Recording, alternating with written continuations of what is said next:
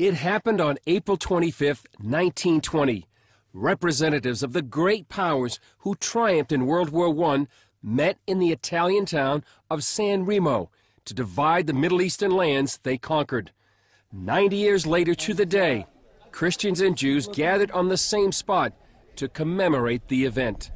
The leaders of the great powers who met here in San Remo 90 years ago are long gone, but their decisions made history and transformed the Middle East.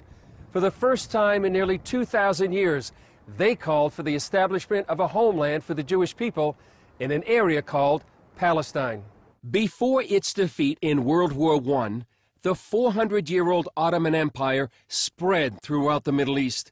In San Remo, England, France, Italy, and Japan, along with the United States as an observer, divided the empire into 3 mandates: Iraq, Syria, and Palestine. France would oversee Syria, while Iraq and Palestine fell under Great Britain. The resolution also included the Balfour Declaration, written by England's Lord Balfour in 1917, which called for the establishment in Palestine of a national home for the Jewish people. One English diplomat, Lord Curzon, called it Israel's Magna Carta.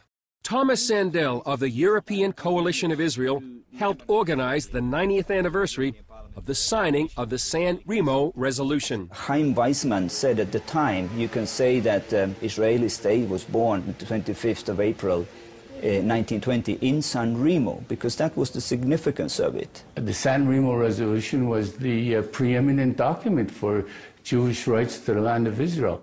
Howard Grief, author of the Legal Foundation and Borders of Israel under international law, says the resolution established several precedents.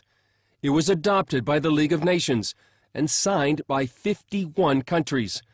Exclusive legal and political rights in Palestine went to the Jews, while those same rights in the rest of the Middle East went to the Arabs. The Arabs got the lion's share. I mean, they got Syria, which was subsequently divided into Syria and Lebanon. They got all of Mesopotamia and all of Arabia. And this is what Balfour himself said. He said, why are you complaining? You're getting all these lands, and we're granting a niche. He called it a niche to the Jewish people who were getting at Palestine. Grief also says the 1920 San Remo Resolution supersedes later UN resolutions.